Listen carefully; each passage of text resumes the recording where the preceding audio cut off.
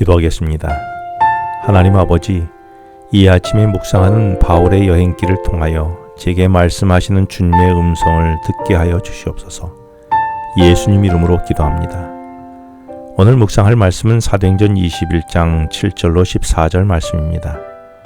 바울은 두로 교인들의 배웅을 받아 바울이 탐배는 마지막 정박지인 두로 남쪽 30km 지점에 있는 돌레마이에 도착했다라고 7절에서 말합니다. 바울은 이곳에서 믿음의 형제들을 찾아가 위로하며 하룻밤을 지낸 후에 다음날 돌레마이에서 60km 떨어진 가이사랴로 가게 됩니다. 이곳은 예루살렘으로 가는 길목으로서 당시 로마 총독이 거주하던 유대 지방의 정치적인 수도였습니다.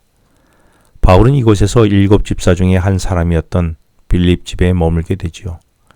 빌립은 기독교 역사의 첫 집사로서 선출된 후에 주의 이끄심에 따라 아무도 가려하지 않았던 사마리아와 에디오파에서 온 내시에게 복음을 전하는 전도자로 살다가 사도행전 8장 40절의 언급대로 아소도를 지나 여러 성에서 복음을 전하다가 가이사랴에 정착하게 되었는데 바울이 이 집에 온 것이었습니다.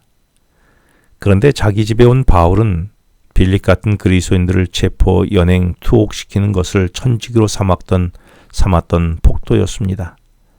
말하자면 빌립과 바울은 마치 물과 기름처럼 융화할 수 없는 원수지간과 같았지요. 하지만 지금은 한 집에 머물게 된 것입니다. 어떻게 이런 일이 가능하게 되었을까요? 이것이 복음의 능력입니다. 복음은 어떤 관계이든지 둘을 하나가 되게 하는 능력이 있습니다. 나는 십자가로 하나가 되게 하신 복음을 믿습니까? 그렇다면 내게는 누구든지 경계 없이 하나 되고 있습니까? 혹 내가 가까이 하고 싶지 않은 사람은 없습니까?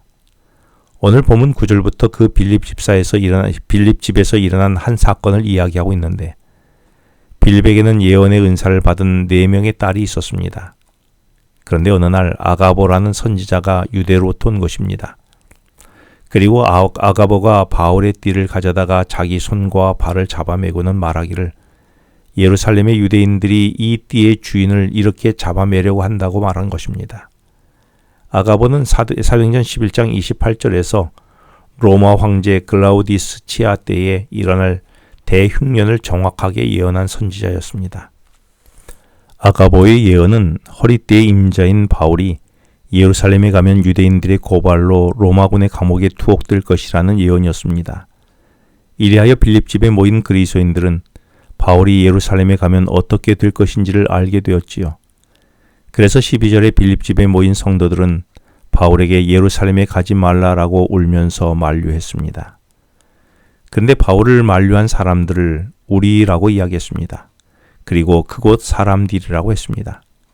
여기서 우리는 사도행전 저자 누가와 바울과 동행해 왔던 사람들이었고 그곳 사람들은 빌립과 그 집에 있던 사람들이었지요. 바울은 이들의 만류로 인해 13절에서 어찌 울어 내 마음을 상하게 하느냐라고 말합니다. 여기서 상하다라는 말의 원어적 의미는 산산이 깨지다, 으깨다라는 뜻을 갖고 있습니다.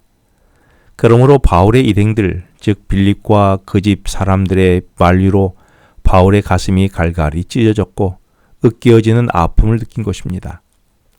물론 이 아픔은 자신을 염려하는 성도들의 아픔과 동일한 것입니다.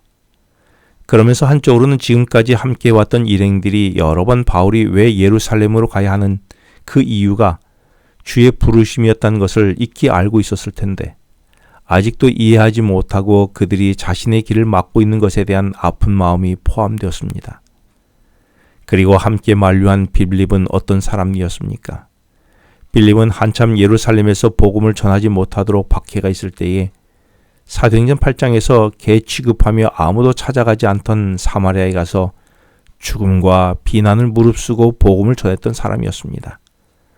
거기에다 주님이 사마리아에서 70km 떨어진 유대 광야로 가라고 했을 때에 순종했고 가는 길이 피곤했을 텐데 광야길에 나타난 에디오피아 내시가 탄 마차에게로 가서 복음을 전하라고 하니 자신의 안위를 생각하지 않고 묵묵히 순종했던 전도의 사람이었습니다.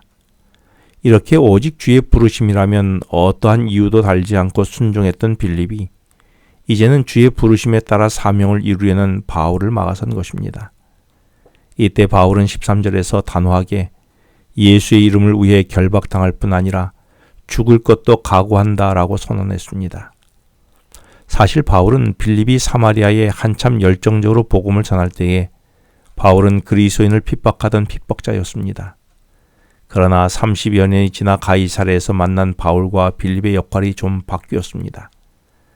바울은 사도행전 9장에서 회심한 이후 변함없이 죽을 각오로 앞으로 달려가려고 했고 복음을 위해 물불을 가리지 않던 빌립은 그 집에 머물던 사람들과 함께 목숨을 위해 피하라고 한 것입니다. 물론 바울을 보호하기 위한 선한 의도가 포함되었겠지만 바울은 자신의 길을 막는 그들의 일로 적지 않게 마음이 아팠습니다.